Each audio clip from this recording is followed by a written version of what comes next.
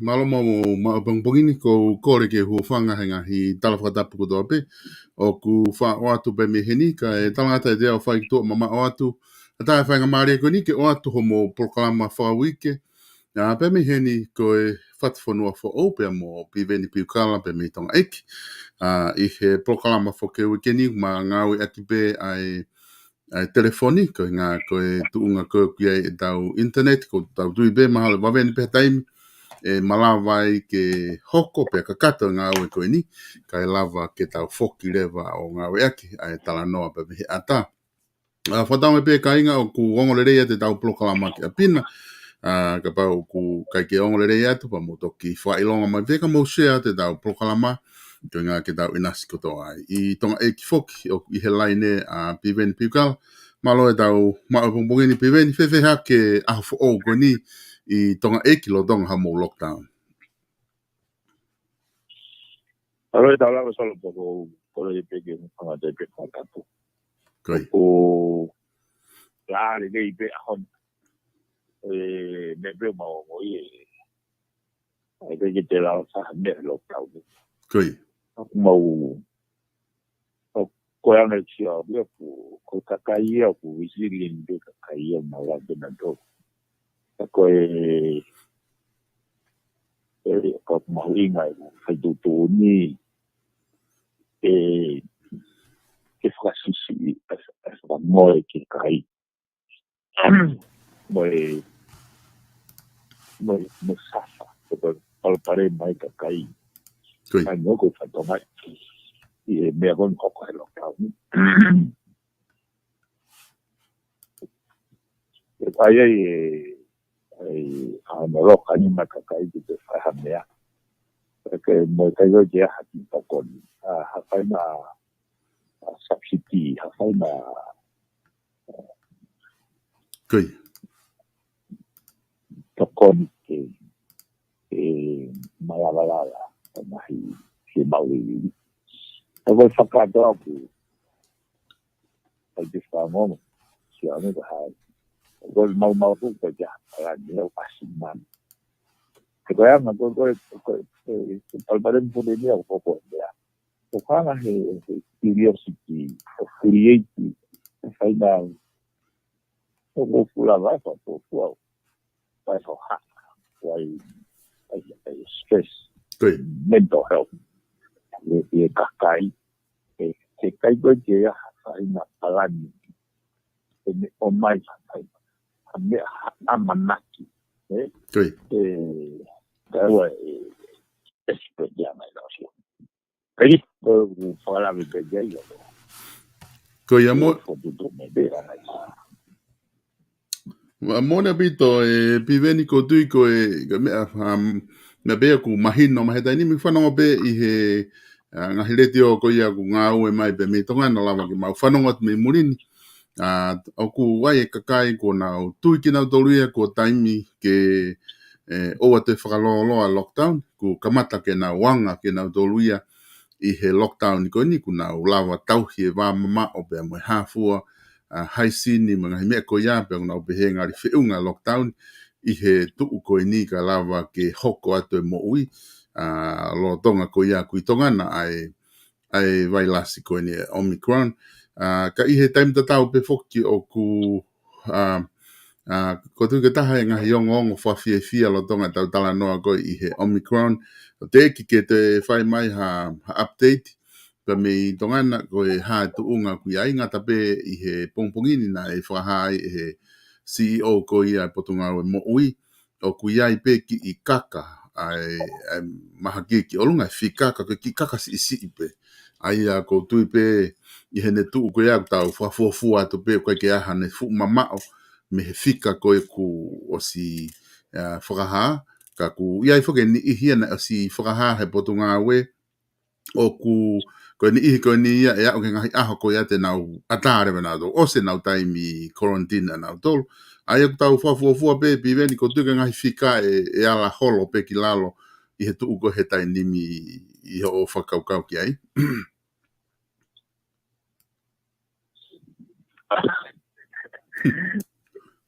O kai mai tāpe de tāhan tō. Ko noi ngai ne so. Koi. O ho pehe ko matawai vai taha e tau I ai mawhara tō wiki. Ko te tau I lo tupu ana.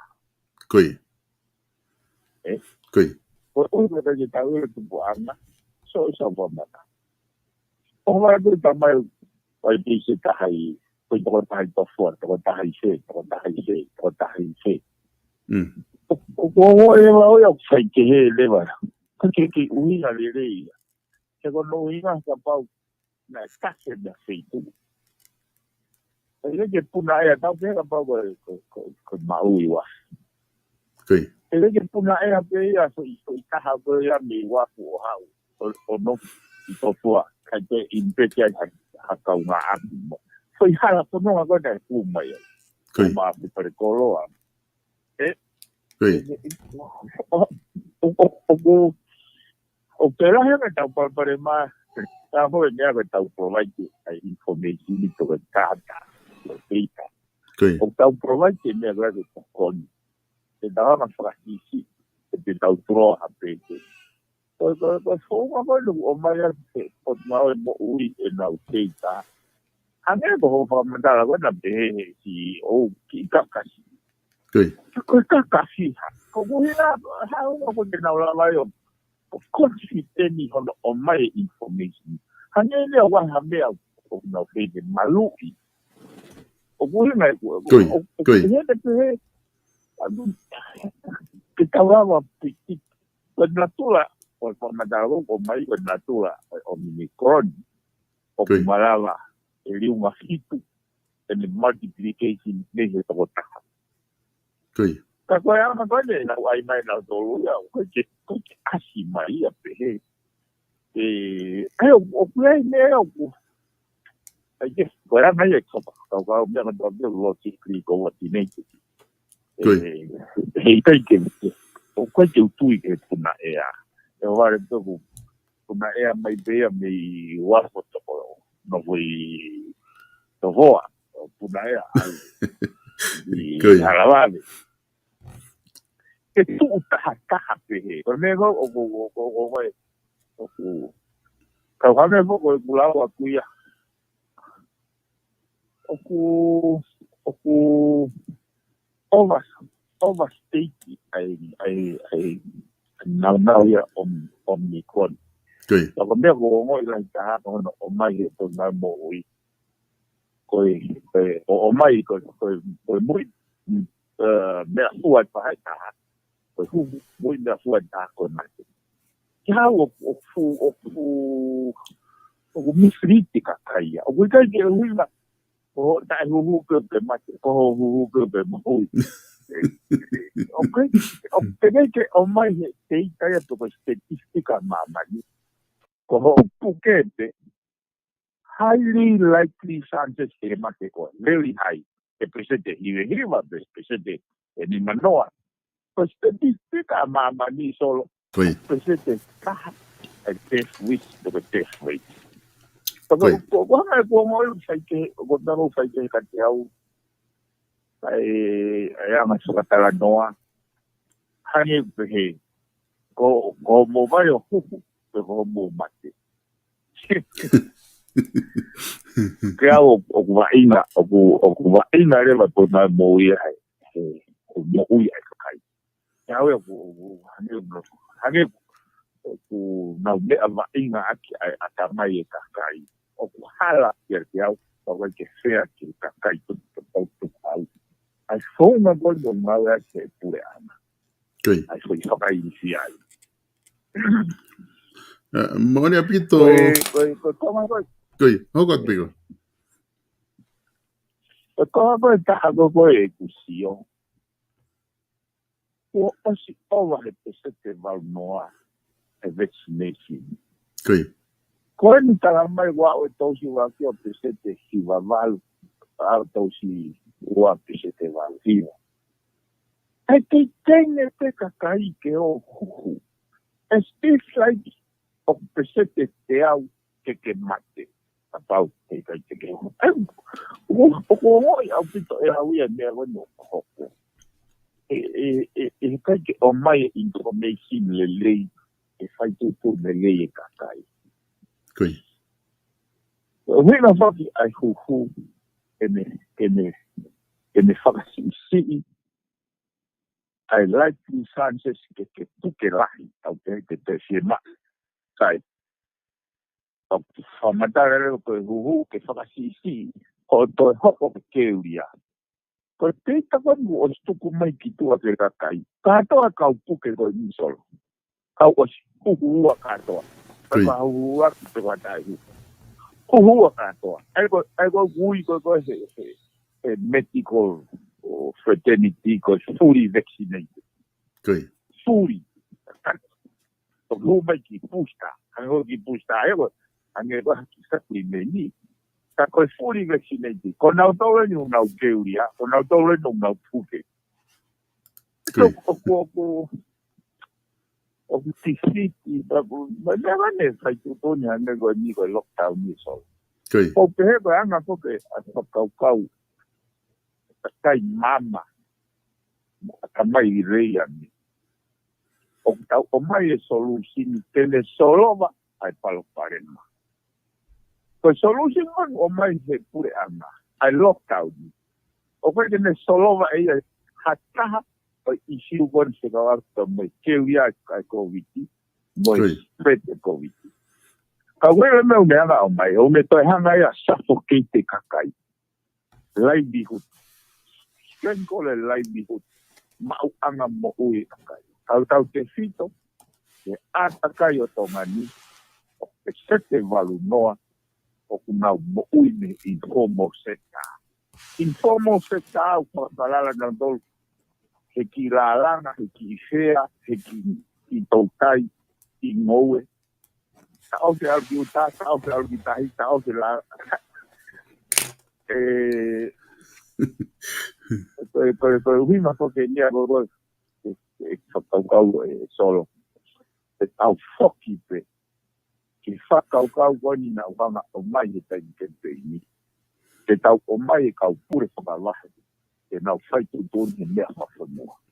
O ne palbarema. O palbarema o whitawa ki whanua. E kia o ko roto ke mahino ane ke kakai. O te na roto ma mahi se koe pure anga ina nau whini. Ko fe roto au ia. Mawe mui. I programa ko na programa ke. Ke tala noa. Ke na akula vea i siugo ni.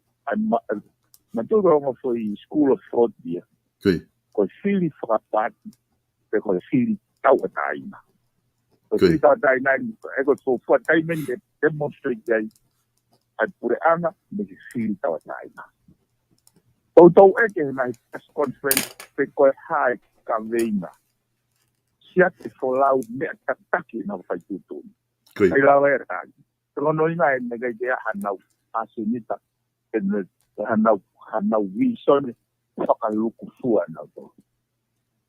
Oe nau campaign o nau tangutua i pare mea minister mo whare area. Nai whai be le nau whalahenga. O hinga e koko fwoi wahenga e taha vitu mu tau raku biro to. Nai gai ke nau kei kei. Te mai raki. Ia whahenga kawenga. E me takia. E nau whaitu tōni.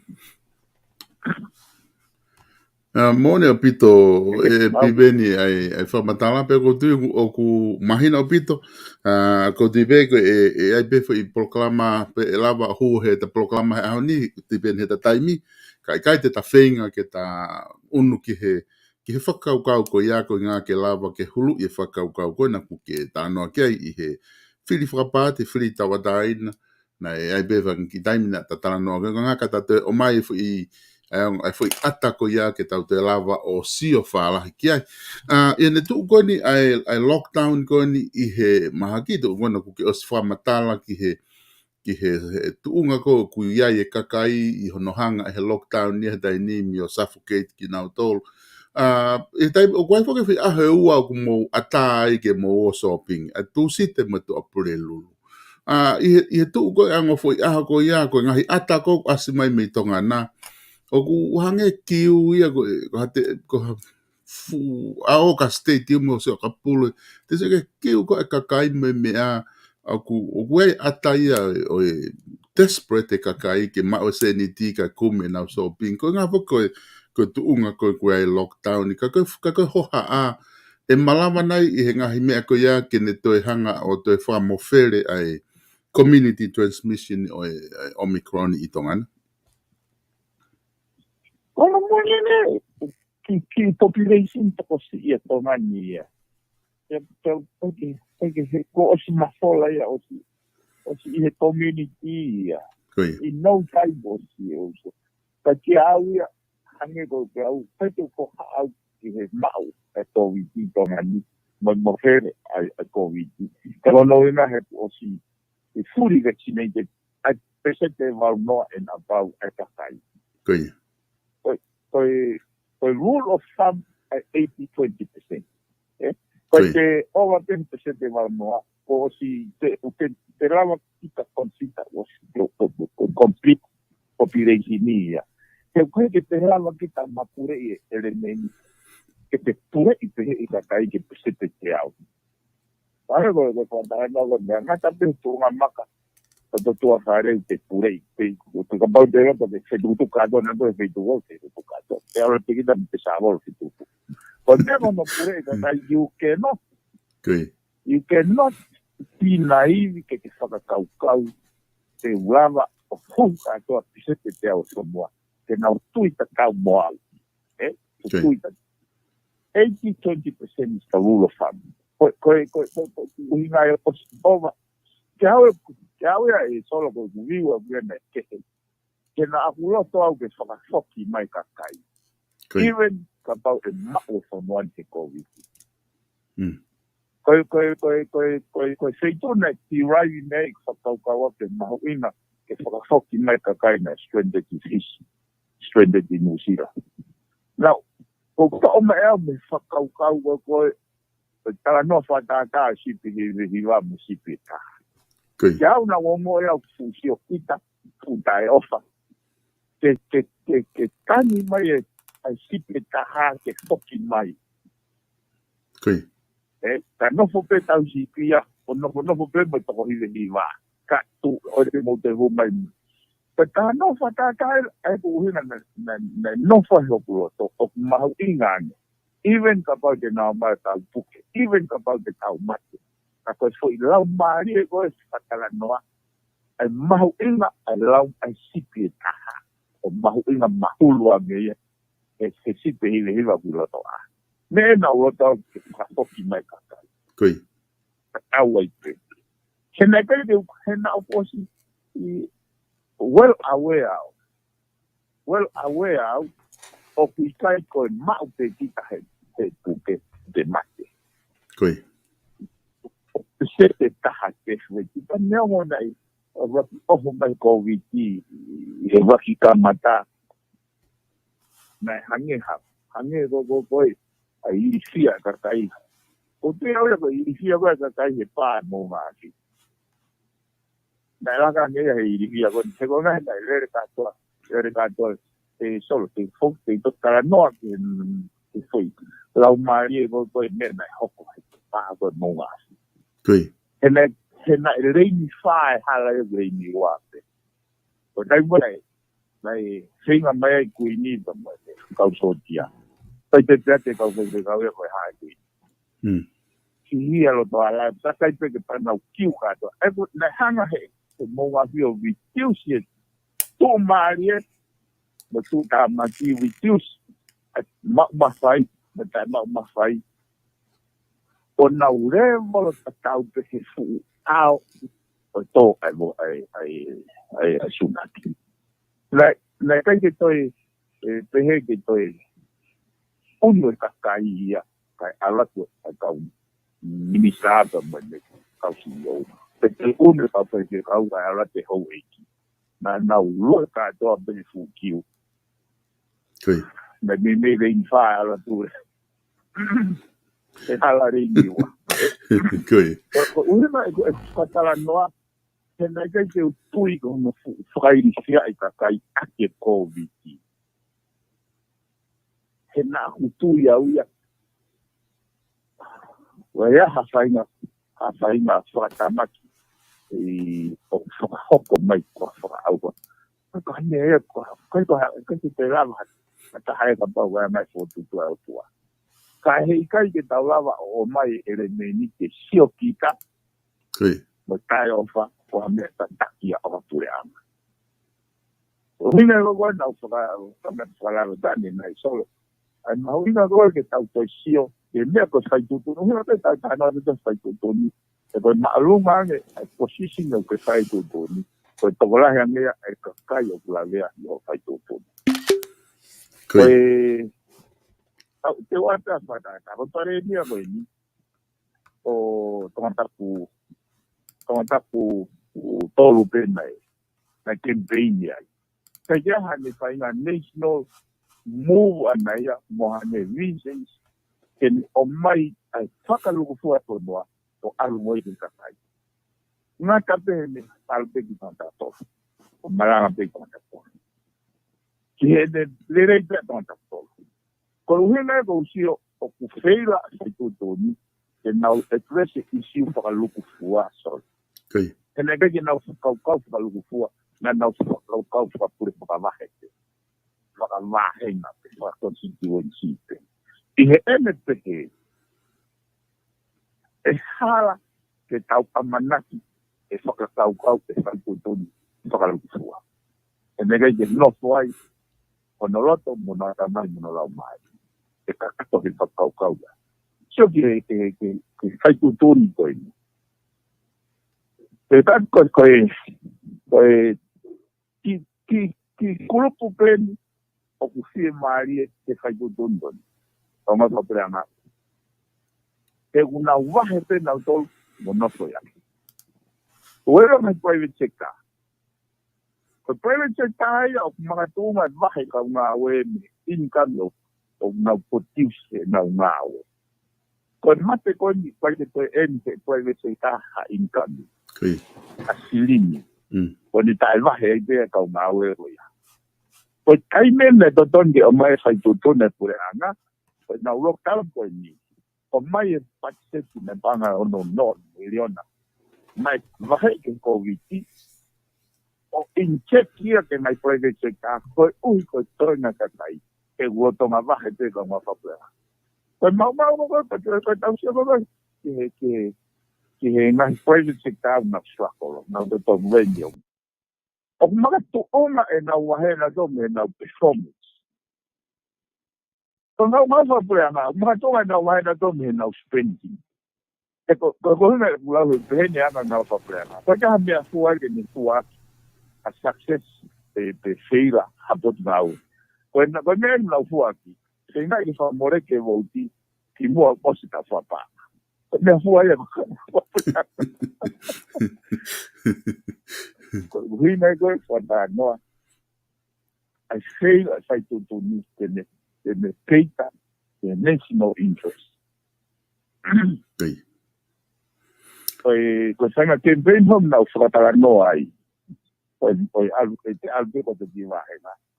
Ko te hana te o limit ko hoku wahenga ai. Ko ne o whanau, e foi nau nea ko sio kita. Sio kita he uhinga, I will protect the interest of identity. Koe. Uhinga e whenga ko koe, ke whakawhalahi whakaukau. Ke o te tau hia te tohe, te ola COVID ai kutoni. Ka tau alo COVID source. Me ka maka ana, a mea koe, ka bau tau roto ke whakalelei te mea, ko whai kutoni. Ke te hao whai kutoni, te best interest, o e kakai mo whanua whakalufua. Tau te toni tau whoki te tau whoni. Ke whai whaitu gogo tau. Ta building blocks. Ai gogo me build te whauma. Ke a whakatake e whai kutoni. Mago bihe wa dau ya so. Maria bedo whakaukau ko ia e piveni. Ki mo ke unu ki he repatriation flight kona na tau atu ki tongana ane afi. Ko whekong whene taha e piveni na e whai e fia ko e ngā he. Tango o ku whai e whanongo ki he kauminista pa mai pare mea na nau whakaha ke kakai i he konferenisi me kau whai o ngō. O ku monu ia tonga he koe tau e ua na kai ke awa tai maha ki hena. O ku malawa ke whae e ako me ngai whanua mui i he taimi koko ku nau whewha uhi ai me maha ki me nau struggle mo ha. Ko hinga ke lava tonga ia o whai tu uni le rei ange. I ngā he ku nau sio ke he mea na e whihala ki hono whahoko ngai whanua muri. I Nusilani ko to whihange awene mau lockdown. Ka kana e kau a uhinga te whito ia ko e nina. Whia mau he pare mea ke ova he walu noa e mau huhu malo i vaccine ko ia ki he maha ki koe ni a yok mau around he toko 5 miliona toko lahi kotoa. E whia mau ke ova he walu noa e fully vaccinated ka lava ke tukuange whanua. Pea kone taimi kona e ua e whika ki ai, ka taimi ana e whakaatai e lockdown, mau albe mato tainimi ki he red light mo e hafua, ka orange light mo green light, ka koe ke te whaha lockdown he tainimi ko ngā ku wau a tāketi ki he pesete walu noa. I he whare area ko Nusilani, aho again mahalo no walu, o ku kemi tu ai kainga Māori me kakai ko toa pe, o ku i kai ke nau pōpō i a he hono kei whapōpula i holo, hu passport ke ngai wheitu, whapōpula i holo ai huhu. Huhu vaccinate koni he COVID-19, pako mahako aho again hono walu nau kemi pei tua i he whare area Nusilani i waringa toni, ko i ngā ke whakaha ke pure angai nau tāwhia Māori, ko hi ngā kua o tāke tipa to don ke tukuange whono. Pako i uhinga au ke whakatatau ke atongana. Ka uhinga whatala noa ko ngahi mea o ku hoko i murini, o ku lava ke ai whihala ki ai, na e whakawhiawhia he na e whakaha he pare mea mo mikau minista he ngahi konferenisi.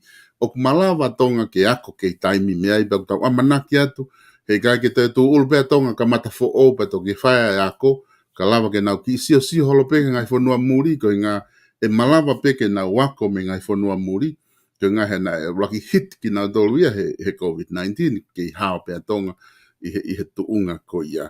Ka ko ngā ko whakaukau koe ni koe o repatriation flight koe me muri ni, piveni ko taha ia ai ongo whakawhiawhia au pito, i he nea o koe ke anea whi, ku malawa ai toko whanoa me Australia, walu nima me Nusilani, ni maono me fisi, ke nau foki atu ki tonga, hono whakafoki atu he pure anga, pau tau whamalo ke pare mea me pure anga, Minista mo ui mo kau CEO mo hafua e potunga aue hono tari, ke whakafoki atu ase o tau kāinga, ai toko te au walu taha koe ni, pe te au walu noa koe ni, mei murini ki tongana, ke nau foki atu a ki tongana i he tuunga ko ia, pe neonga o ku mahino o ku ai toko nimango full, o ku nau quarantine pe hona ngahi api, o whatatau ki he whia mau ai lao, mo ngahi mea na tānoa ke CEO, ka koe toi ngā ku nau quarantine pe i he tano a. I he o wakai koe ia ki he,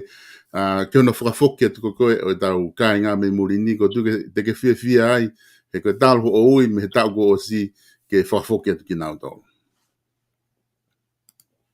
Tio, we're long overdue. So. Koe. So, pa you tu ya uya ke whamalo ia. Kia uya, ko fumene te tonte nau, ko hula tau whamalo ia i hamea, ha nau whai ha tutu uni, ha whai ha ngā ue, oku, au pehe oku forward thinking. So now when you're not on the side, long overdue, Kona whakafoki mai ai kakai. Pahani mana ko whatara noa solo. So oku nake pehe, oku nau o kara momu ia tongani. Utoton te tawa whai. Ko ne lea atiso. Ko ne whai. Ayo ko kiau oku Kirahilahi ako mau o tōne e angai tau e kio me whai tutu ni e. Kui. E koe, are hoko koe no lau no es que lo que Einstein but high make me take a speed of light. Einstein ya ko kane ke ako. So was yung tohi ya. Ko ako education is training the mind to think. Ukay ko ako maulot postoa. Ay but women go train the mind to think. Na oston ke ilote por now and more. I allow when a rule of thumb when 80-20. Iho no pure que me acuerdo. Me natura porque kakai. Que na uhiti que na osi pesete vano na ostoton ko fakauka lokaunia itongan.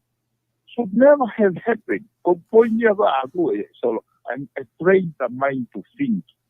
Should not have happened. Que tauto lokaun. Hane ko fa matara ko na uera lokaun anusila. Ai feinga e na vaccination ni que o que presente valnoa kada to kiri parente ai se pone a pro presente valnoa o me omite na to e rulo fa bono tano ni chilia ko potongan ese te iba valo pestosi presente valo viva se que entonces que loca so na ku mo ya ya mati kayo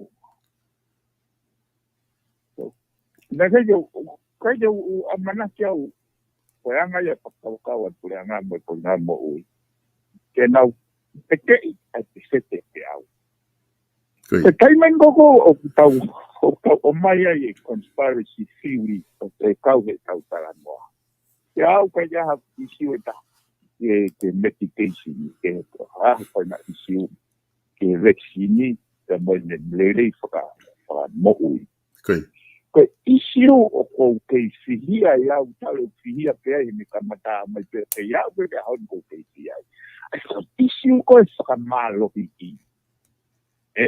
saka malo hi mo ai ko que kai te lava algo para tau gare wa vaccination ka kai te lava algo que afeitou gare wa foi isiu ko ya solo o nanga o mai re wa ka tau foi level ai mate ua re va level mate level wa tiene fai no pancia ai mate sino el level wa ni o hanga he kui ka malo hi o mai aso i level wa se mo no ina solo na wa o ge mal ba ya ka na to ko foi mate se level wa ai ko asi ko me he ka to ha ko fa no ben Mali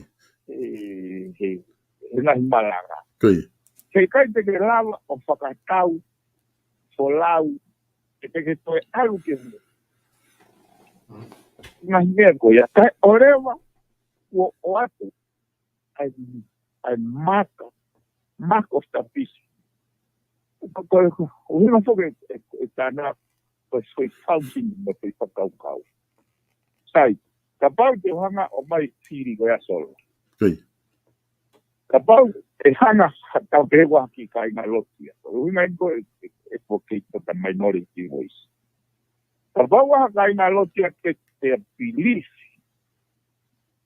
o forma ai mass of the peace e foi process con the vaccination ta na willing que na mate ai pues na veo na teoría que na tuano na sino materia que mate ai para how que na o mari pues me voy que na o mai por anga que para malo y que foi le volwa y de volver go I will fight for my last breath. Que advocate a voice. Pero todo que jala, but the motive is noble. O bueno, Glauso. Okay.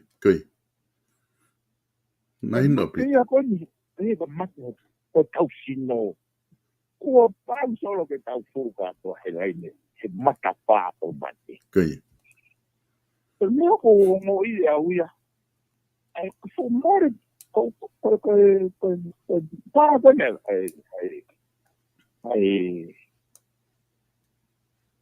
monga Koi.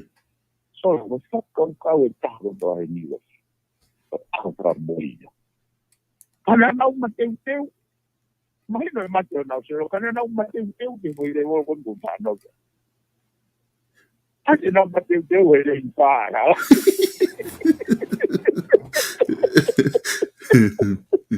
ai ko hina que to la lota me para kau amana que eu é hopo ai foi pago monga que me ako e fonuan kau taki te moi kakai falu fua Koi. ko mate o e feito o to ko na no foi isia de covid porque tu ia o me ai o fra na tula ko ai que mal de cena para no hago con ahora mismo bien ande un medio para mai solo Koi.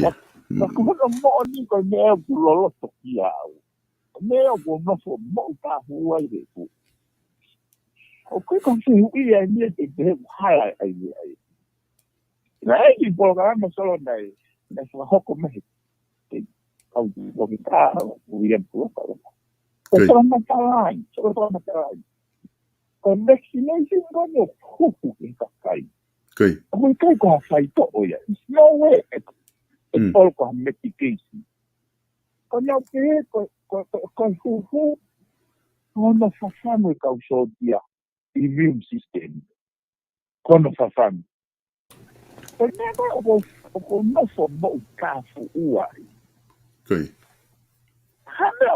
hame o ngawe kia e foi think solution vai tocar o boi dele eu tô a ave na immune system nei ele se mau huia que fra aqui vai morre da u tô com aí mal de Koi. Koi. la idea porque la gente formatar a mal de programa to pa mo y la gente seguro agora eu tô que focar solo o mau ena que não tocana e que é professional obligations Koi. que não tocana que ma a popo na formatar que o hina de lei mas o hina de lei que o issue na tá no tá Koi. ko foca ilonga ya te indication of tau fra papai ai otua at e tau seina que o hina le lei e tau fra o fandomia Koi. matu malirei se ko sritu ia tau fandomia e se o skata me o press conference ko te fa no ko ka toke ai si ia me kakai e ko hina ko wa we ne ule to ni ma to ono to fit a se ule foi ne i se da ka kono mo ni solo o hina to fito ko ta marina kai Koi. o he ko na tula ko fare ako ko hina to fito ia fa na wa ko ta de mahino ai fai ako pa ela va fai ako o provide Italy with clarity and the Italy don't have the was man professional na wa ko dia tal me press conference waki ahora le pongo press conference a mi muy que o hace perfecta tal que tal vai ai no se vive va costa ya ko para ma de costa ya ko para Ko foi fetu ko aki e whakahau ko piven pe ko ngahe ku ko tu mahalo ko tari mare ma he ka fai ako ke wakai e whanau ako kai toki wakai ki nau tolu e ko ngahe fo ki na fai ko alange ai ano tu ko aki ko ka fai ako ko konga fo ke e taha ko ni ko sio whakalakalaka ai ko tu ko ngai ni na ako ai atongana i ngai whanua muri ai hanga tonu atu pe ai ni ihi ko na apply ki na tolu ke potunga we pe a whai hono sivi hange whatatau ke whamatala CEO o si lava hono sivi ngahi honau api mahino ku ata mo hafua o pasi pe a kau ia he nau konga tu uni mo lao pe ko na hanga tonu pe na tolu me malawa puna alu ko nau api o whaia e nau quarantine ai a foki ko ne tu ko e hanga whakau watu ko me ani te tau unu kia he kahau e alu ia o ke taimi e hanga tonu pe kakai ia kona api pe takafua i pe whamore e ne kai o whasi isi ai pe whamore koe e fuha pure anga. Ko ngai ne taha kon tau seo ki ai pe kua waveni mai pe ko taunga unueni ki ha taimi e waveni hano whakaawa ai kau a whanua ka ngā ka lava ke kei apply pe u mea tatau hange ku whai ngai whanua ka ala peo whai ki kolontini pe au skoa ka tau whai sivi ke heka he wakapuna ka au ku atu ai hono wakai i koe pe te positive pe negative ka kunga pe kua waveni nai e anga e tau sio ke tuu ko e whakau apure anga ke whakaawa ho tau kau a whanua. Kono moni ana so ke whakau e whakateki pe a whanua ke the rest of the world. Koi. E hape tempo alta mamani e alpe kai e tu ya tau matua na karipa i gente que trabalha en decisions que foi penete mitro mama dahi Koi. aya ko patekia poi ni e patekia pego porque que fala tota mato uma vez o me agora pues son para muy au fala Koi. Que few local de merda any form of that possibilities Tau albo mamania kamata ke kai ke te kompasi di mastia. Ayo kamata ke maru ko kamata ke na ka toma. Wanso ke adia ke solo. O de hara ki fata no ni ke kona ko sio. Que foi natula a tu go de covid. Ko manatu ko ke me na wa o mai ko wa ata ko covid ki mama ni o mai ko video CCTV nei si ai ko sai na ini singo na waki inputs na ya ai no apa ni ai covid te mai pe ki motu ai e de tuori e factory o to apene te haulo ma o be mana ku ya Koi. Ai ko sai na kau ya na waki solo loto ata mai ai kakai ko ya ngai fa na fatu ka maki go ai covid Koi.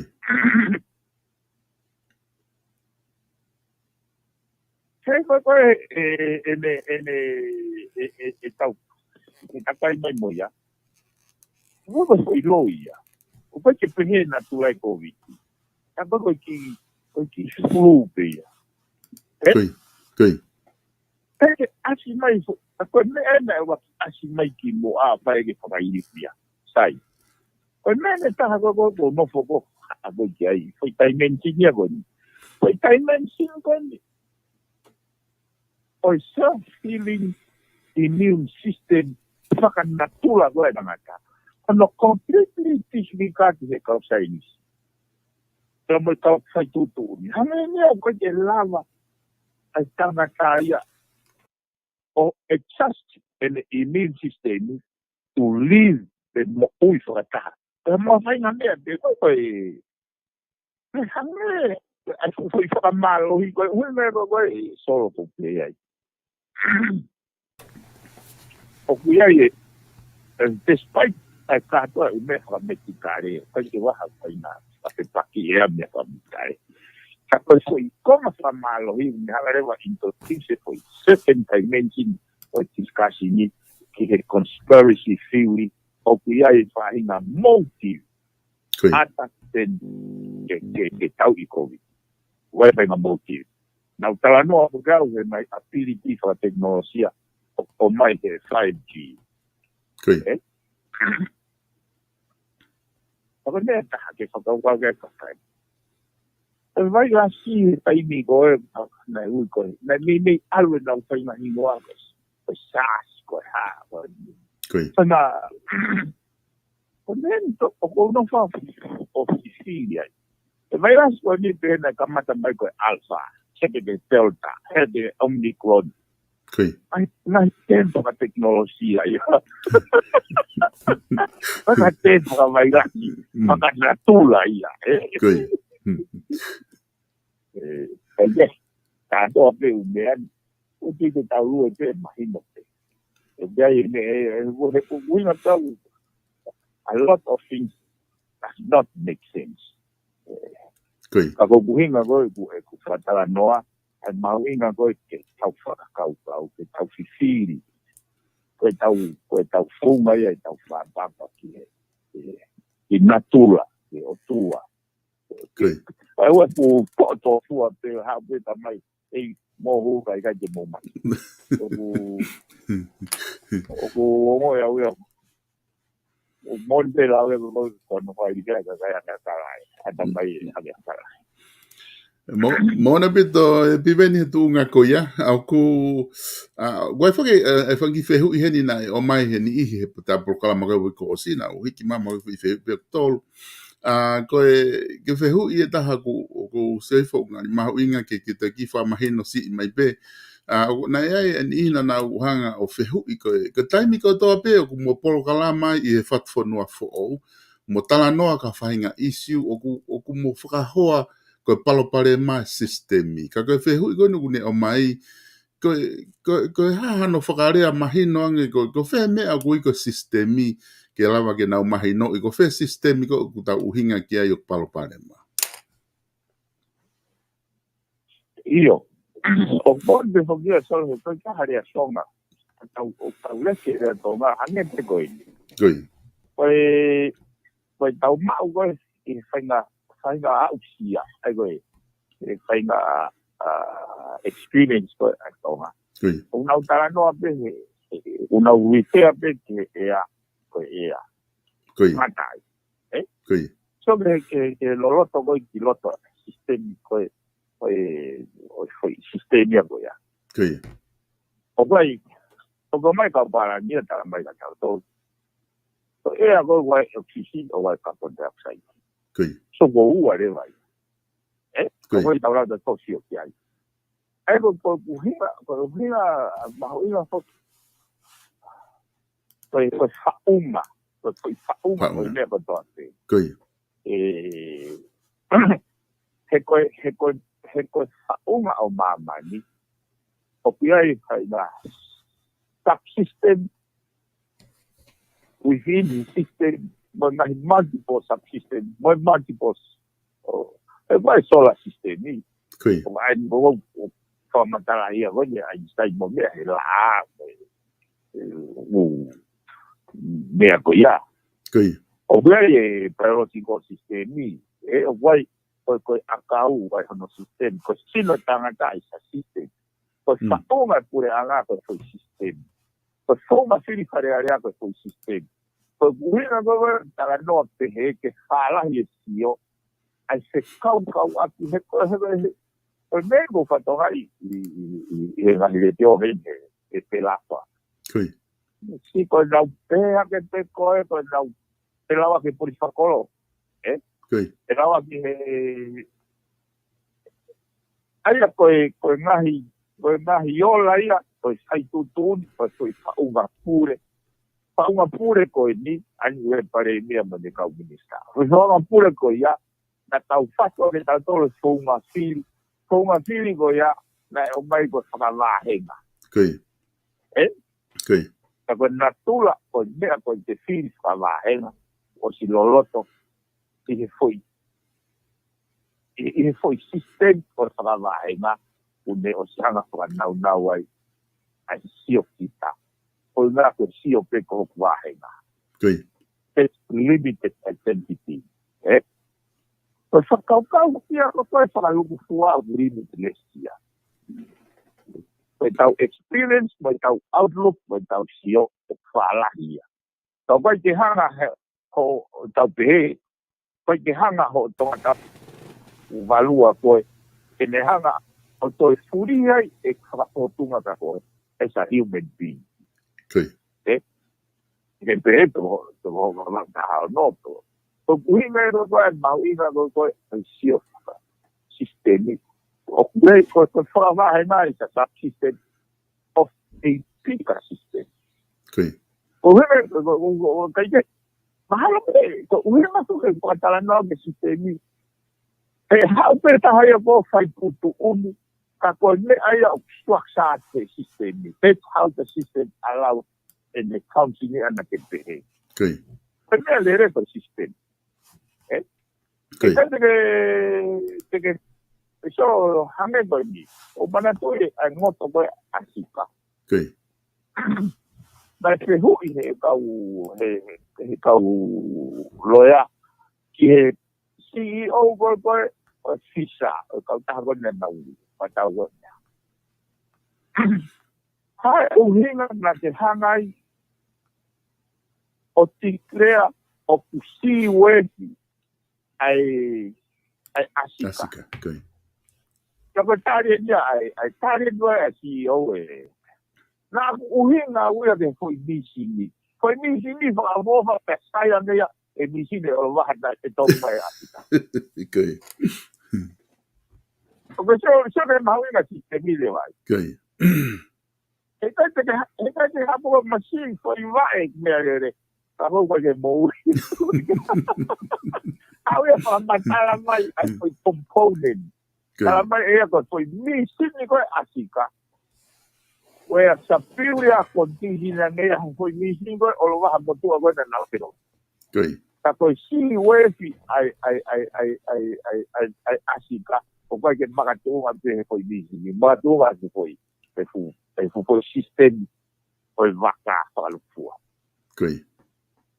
O me Okay. Mahino bito piven pagoti oni ko ni na fa hoko se ko ni ko tuite na to fanong kapag ke mahino kana to fanong be foi konga fa matala ko ya e ku o si o mai be mo e anga ko me o fa matala no define pia ha mo ngai fa ta ki ai example ke na to fanong pe ai e mahino pe kana to lo system ko e fe hui hono wa ko aha fogen hono toluta o e motohia ko ia plek out ta internet di tonga na be to be aha fa be tau fa amu ka kai ki fa mo a o aha wanoa ka lava ke lere ai fiber optic ka lava ke internet ki ka mo na Facebook ka mo ha fu ne ngo ku na lava pe ki asia ke pe ki lau pa na holo mo he dunga go gwe ta ni mi ko fe hu ko o mai he ta ko ni na ne o mai he programa ko o si ke ka ta ko ki ki fa mahino mai nge ai me ko contingency plan I he time ko tau tala no ai ko ki he tau internet ti pa mai redundancy Oia.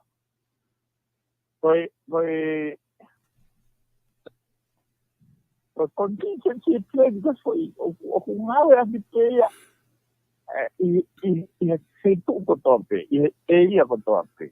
Koi. Hange ko ni te lava pe he le puanga ko ni ke ya hana contingency plan which we catch about Oklahoma community transmission de COVID. Koi. O parani whakawawewale temporary. Kene mitigate hato si scenario na kai ke expectia. Koi. Ko uhinga ya o mai ki he ngai se rau. Ke ngai se mau whakamama la IPU. Koi. International Telecommunication Union. Koi. O unauhanga o seti mai me ruiko ente. Ako koma ngai estimado ngai se mau ya. For every service provider, they must have a contingency plan in times of blackout. Koi. Ayaw pehin. Kung pao kaya mo parang kaawala mo motigay po. Koi. You must have a contingency plan. But planning ko yan kahoy intervention para mabibali. Kekehangay o tiliwa service o buket ko sa tomya ayat ko ke po itay ni go matya ko mainline uwi na pe lawe Koi. ay ko uwi na ya ko ay si mau ko ay redundancy ke pick up ai ke polo. Hena os mahina prepo ke polo is the only primary communication link connectivity. Itu amaman. Okay. Ai ko tahan ang ke mau. He ko sera ko ni o kota ya negligent mo incompetent. Okay. I say la ko ai pure anga. E ai hapahinga national contingency plan in times of multi people. I guess they must hold the task together. Okay. Pero yo de que algo ni solo. Hay una moto así tan uy le va a así yo. I voy inquiry. Okay. Formato level commissioner. Que na file inquiry ihe plata con así. Me hago na así mai que Oscar report o foi me hago. Negligent como incompetent. Okay. Foi me ta de bola así o he ko umego ni ko ufatomia. Okay. Ufatomia wange pe tau pe una vapuna kama gona ne hanga utut ai vapuna failure ke ne hanga pakamaon ai kapune tamke Okay. so fatomia na don ke ne fai sai na negligenia oku ala no go jai pe ana pakau gon so ko mandu da programa tau ya he osto mote ke polo na culame todavía pues muy me fue a la vez que va usia que caufai tu ni tu que tala no es hoco que polo he alta Okay. na usia na to o se imagina ta que te graba hoco que polo pero vamos a articulate to qualify statement go ya ko un na go ko motu anga e kala ho me natura tai me motu ai pero que motu ia de pa foi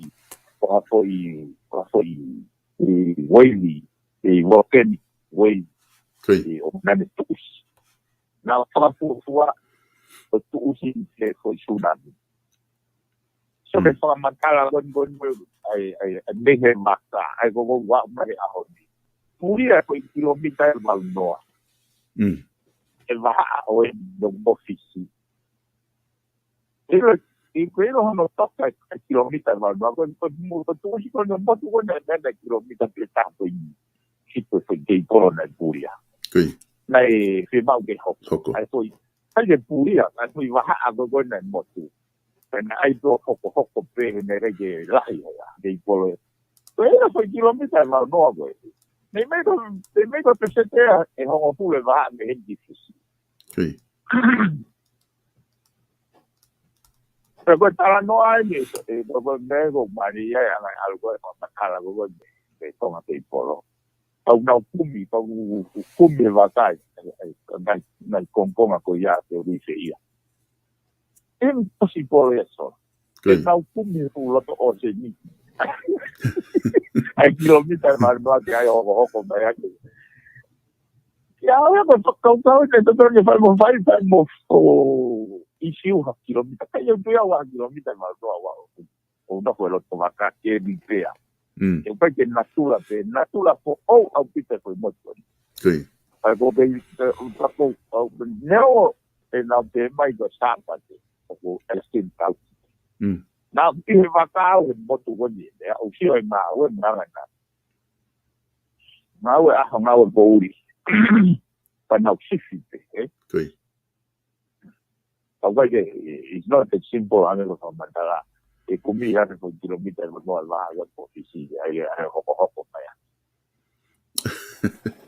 ya goia ai ko ne tu goia o ku de gai be ke fu fa papa be a o a ho noa o ku elaba kai be te hoko atu ka ko tu unga ko e piveni I he na kitala no foki ki he mea ko negligence ba mo incompetence ai foki o ku tau wha apply whita dolo e mea, ko ia ka pau ai ha ni ihi o ku nau taki pe ko ha kau taki o ha community, pe ko ha society, pe ko ha pure anga, o ku ui ki nau dolo ku nau incompetence, o ku pe ko lewa ki nau unga ki nau dolo ia, ki hono whakahoko koe o tataki, o e whahinga kautaha ko ia, pe ko e whahinga pure anga ko ia. Koe ta whaaki koe in kou ke tala noa ki ai ki he whia mao koe ai contingency plan, o koe lao eni ki he whitu taki whapaha pure anga koe na ki whatanoa ki ITU, ko pau ke iai ai whahinga palani koe ni i he whonua, pe ku tuku pe ia ki he whonua, ke takitaha whaiteliha pe iai hanau palani pe he pe ikai. Io, ka koe lao ia. Ai hango huna ka no no ke neki cheni. Te ko department ko ne meiteki, communication ni e meiteki. Koe. Ko na tolu ka le kureita. Ke issue ha license o service provider. Koe. Koe ka hani o ngai criteria ke meet business. Alama ke to issue ha na license. Koe. Taha mai criteria ko pau de service the whole of Tonga. Koe. Ko huna hono ai te hei solo he malawa pe ki hau pe a di service provider ia. O tu pe ne business i he central business area. I think ko ku tokolahi at population e mawa e ne ia. Ane tisvi ka te ia niua mo mai mea koe. Ka koneno hoko solo. E taimi ko koe o mai ai. O mai ai e whainga tau hi wā whakatonga. I he ngahi stentek whakateknolosia. Koe. Ke mai no aki pe tamake kāia mai tamaka. Koe. Taimi ko solo na whalawe au he mea koe ni. O kere taimi kā mai ai kakai. O na wasi e mahu. Koe ho haa minister aia. Nake whanonga press conference. Koe whakarea pare mea te kau whaiongongo. O mai pe koe ho pehui. O te ke o mai pehui e tā mai kakai. Koe. O indication nia koe te mea koe unokai. O wera taimi tā mai ai kau business. Tau prea ane koe tisi sero. Tau prea koe CEO koe. Rikita what ai tisera.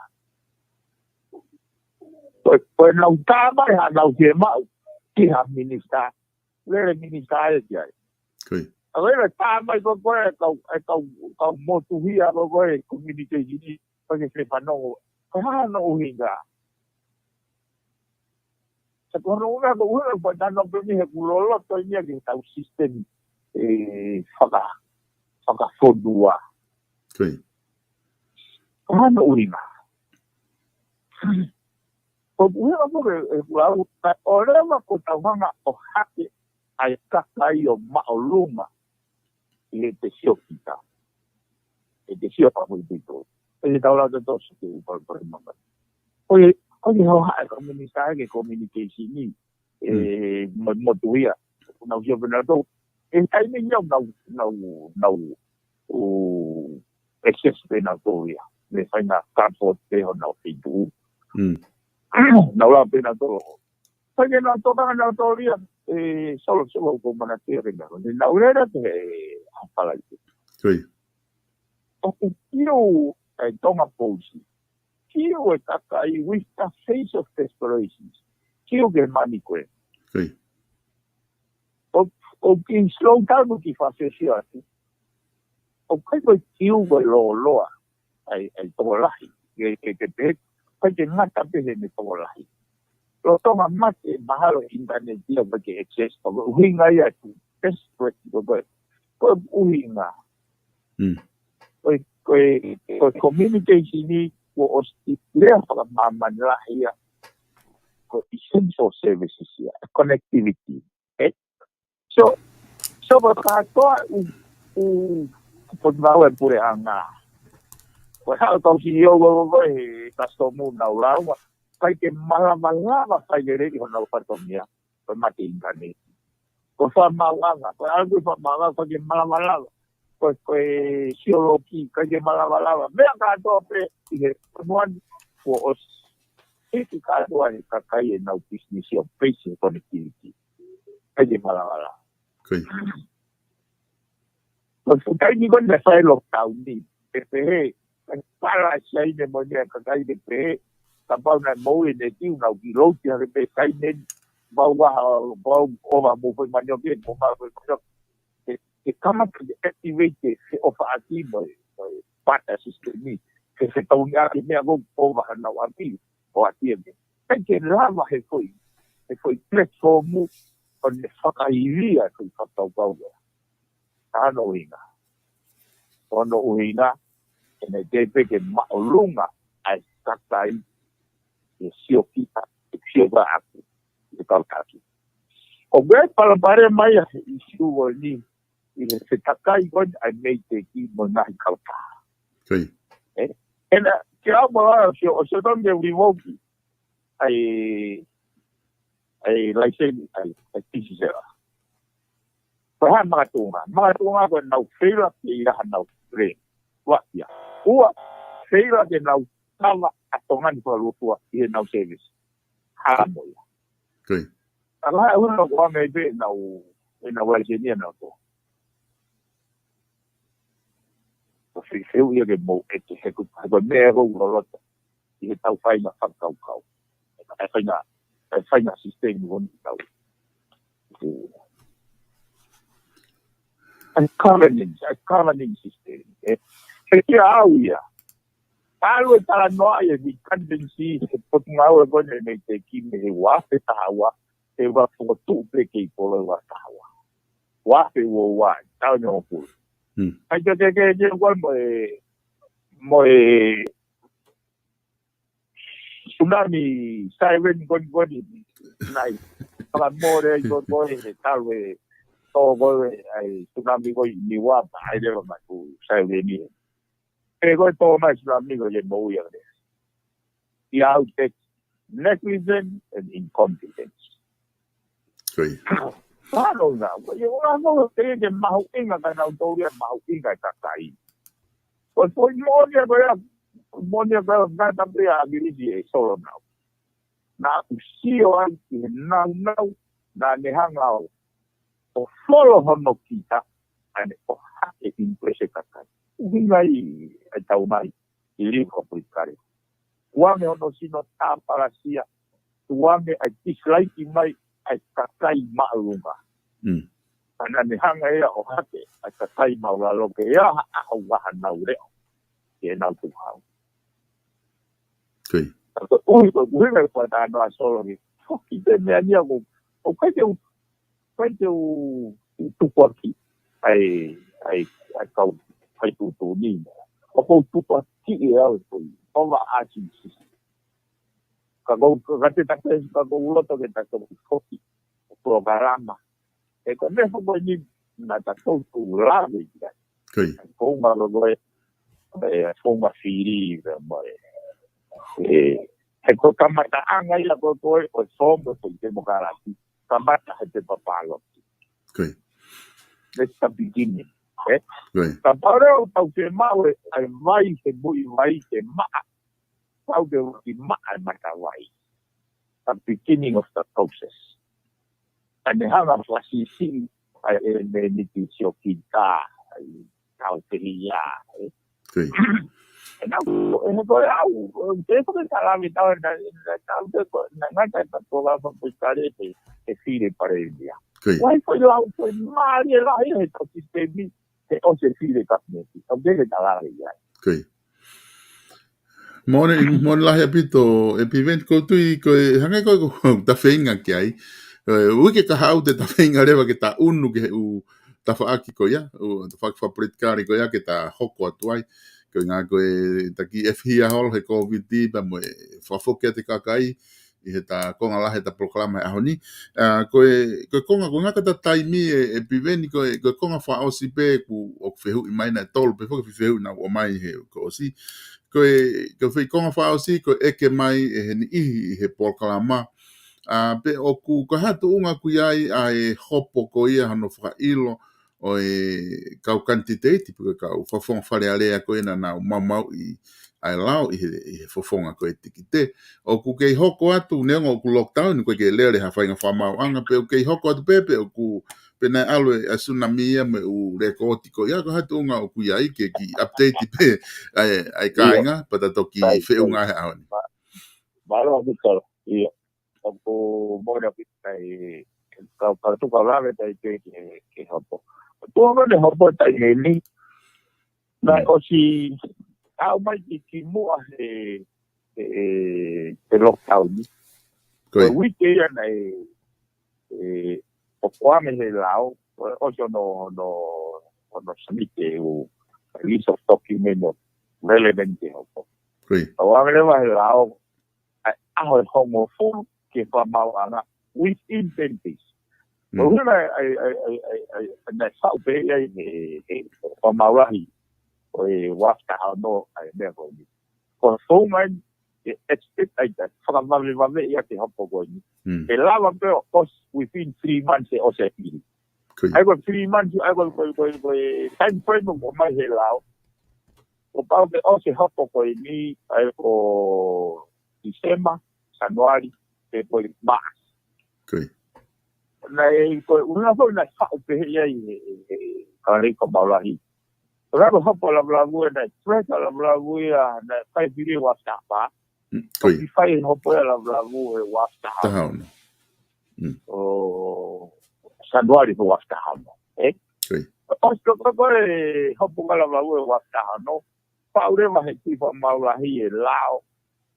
O forma fai de lá o fai a pi a fai pi que forma lá que ne fa o rules the regulations que he forma quando fa hopo hopo que election petitions ele fa o vai sumo aí eu foi do state foi muito ele foi no full na o alguém na mau amanati ko falaite o wiki ko ya te na u fra ho mai leva ho pondea ya sai de vai ta ko ho polu ko mata pu ruasi mata pu nima mo mata pu fulu o kai loya go David Copper. Hopo ka aku o garantia e fai bea hopo ka na ko whakatau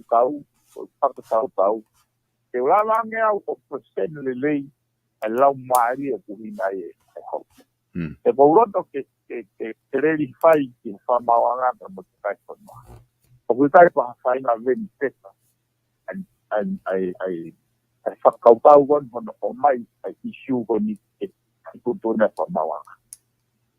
Ko ki lau maari ko o ku toha toka toha ngau e momo ai ne malu e kahau me he hakau ua ai whanonga anga ko nau waka. Ko whakaupau aku e solo no foi a whakaupau ka pau he kai te express issue wei. E pure i rewa he kautu maari e tau toi fok i rewa ke he fo i re molo o na kamata ya akirisi he balki. E pure i rewa he kau businessi kautu maari e tamma kau trucks e fondoan ai composition of area. E ko kau e me steel toko lahi e mea ko ai tufa. So my influence, my saying out can the influence I wrote ai kakai. Anu hala lama pare. E ko issue ya ke mau e ke ave ke forma wanga ke na usio mai ange pe ko uma toton buen o no fraho ko mea ko si pare area. E para ton. E con memo o poco e solo. nếu một tông lão mà ta thấy thấy mình hát cái cổ vị trí của nó có ở mai phụ vác cái tập quần các câu vô mà ra đây là quên các câu vô tập phải là nên là hú kilo to phải vác cái tập quần phụ pha có mai có vác cái tập quần mà tu phật này vậy ấy một người nào có biết cái gì có phải nó mạnh sức thì cái gì cái bao của nó cái bao này mạo luôn à nhỉ cho nào tôi lo cho người nào xíu rồi possibility cái phát cả của các cái hạ của tôi ta mới quay covid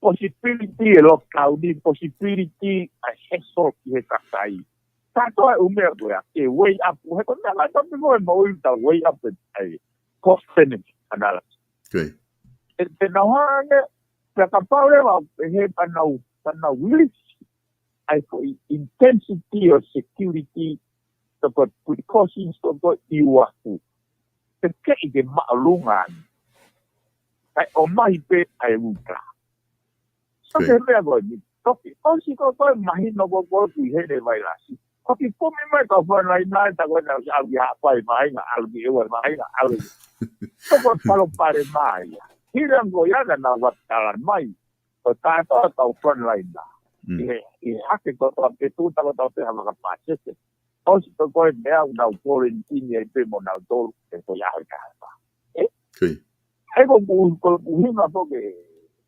contar no que o si o que ta sai no na ko por haga pena no la pena no filho para tu a estufa pues todo ni para tu a estufa a ver me que hay but domino effect replication o fai tutto forti cado con ma fa tutto fuori dei volti o volta che tangawa che unawa che fanga male con di che highlight mo che critica sai sì allora next time around you should know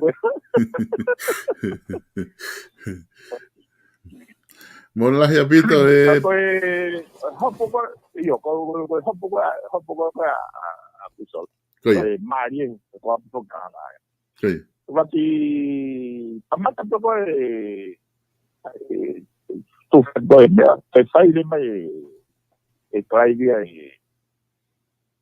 però fa un po' quello lì fa un po' la sì fai le mai e contact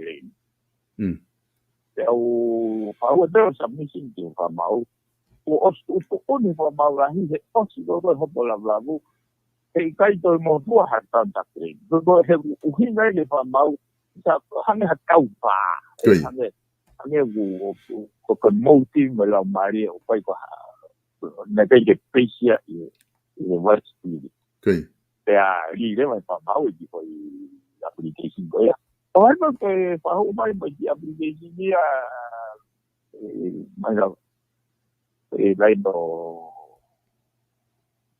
io aho ta hausa no sì e un me strike out I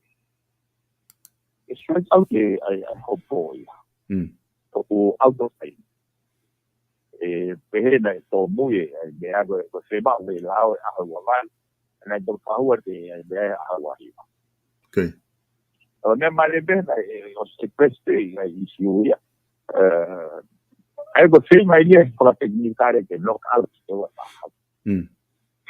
na ita pues toma pues me va a imagino voltado pues foi punto ni para formar o posto pues hopo a la bla de que hay que volverse como ya the majority formava il sistema process and procedure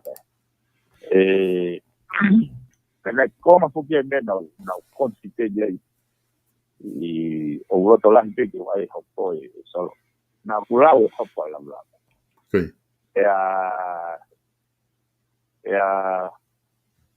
e con algo che passi a chiolo me o así mai na ya y con tu ne o la verdad la o de electoral commissions. Mm. Kako regulation ko na ay ko wasta no. Nakete fu widely aware ay paulo yan. Entonces, na tungkol lang yung pinag-negotiate ko no fossil pakiya ke ay application yun. O deliver mo yan mamawi ko. Ayaw ko tali na yung announce may. Ayaw ko tali pa niya ko mapende tapon ka to mo sa kamawangaya. Mo na hindi. Mo to sa nga ngawe ang apin ko man sa iyo. Kaya parang yaw o ko fakaamo ba. They hot lockdown. Okay. Now, hana be na dolo o advice ka kay na wear mask, social distancing kay tuwang was over the no ay fully vaccinated the one. But tuwang na informal sector, private sector now sinay in mga bawi. Okay. So tu also be wagay pa po wagay pa manati wagay pa amo ito dito falolo lockdown ni gabaw ko yung mahal na mahino malima au ko ita o sa lockdown Mari. Ko di mahalo mahino ay dafa aki ko ni piven ko ngai na fi ilo atu ni ko ni na nau muy henga proklama mo nau eke mai fi ko ni ki hopo. Pete tau toki hoko at pehenga i proklama ka hau hono update ai tuunga ko ia o ka osi a lockdown. Ka ko ngā ko ta taimi atu whai maria ka pau te ahamea te ke te whi whama a popo mai aki. Ka whiunga da proklama a honi ka te toki foki mai pehe ta taimi proklama wika hau. mahal ko yung peso o se pe ko slot e mo be ta boga no ai be pandemia ko lagi mai de ko tenete ali ta ba te ako tocando pa malo de pa mai Koi. Malo bito piven o ku famalo lahi atu he lava ke whainga maari ke whakahoko tanga hi proklama whakawike koe ni FATUFONUA fo ko hinga ko tuunga hinga hi tuunga ko ia o ku lotonga hoko i tonga o whawhelawe i pembata sistemi o what ke di koe pe mo ngā uk whai hena kata toki whelonga ki hui ki kahau koe kainga koe lawa ia tau proklama koe ia i ahoni ai FATUFONUA fo pea ko whamalo lahi atu te ki mau tolu i he lawa ke mau kei no fo i mai tau proklama proklama hoko me heni ko hoko ataha ko proklama ilo ko whafango o saione ai whahoko te proklama ko ia pa mo whaifkau sare si waka pe me sene Australia pea ke kinga tau whamalo atu he ngahi whehu i koe mo o mai ka takpe o ku ko ngā koe taimi konu whahoko e tala noa telefoni o to ki kai ke loko mao ha taimi ke ulawa o mui atu mo ngā whehu i ka te whasi o penga whihu iai o ku whilawe i tonu mga he kawe inga koe ni ke whai kia hea whakatala noa ka mawhinga ke mga unu me he tau tuunga lolo tonga koe i tonga ki he ngahi tuunga whapolitikare hai ko ku whiamau piveni